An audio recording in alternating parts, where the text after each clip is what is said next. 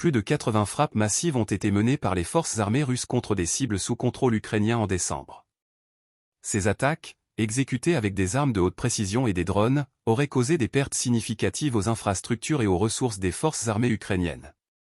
Selon Andrei Maroshko, expert militaire et lieutenant-colonel à la retraite de la République populaire de Lougansk, ces opérations marquent une réponse directe à des bombardements antérieurs impliquant des munitions fournies par l'OTAN. Abonnez-vous pour ne manquer aucune analyse détaillée de ce conflit. Ces frappes, orchestrées depuis des plateformes aériennes, maritimes et terrestres, témoignent d'une montée en intensité des opérations militaires russes. Elles visaient des points stratégiques, incluant des infrastructures logistiques et des véhicules aériens sans pilote utilisés par les forces ukrainiennes.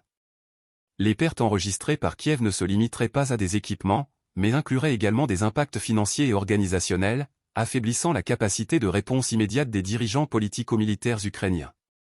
Derrière cette campagne militaire, Moscou a cherché à cibler des zones clés utilisées pour le stockage et le transport de matériel militaire occidental. Les frappes sur ces installations ont non seulement neutralisé des équipements cruciaux mais aussi perturbé les chaînes d'approvisionnement, accentuant la pression sur l'armée ukrainienne.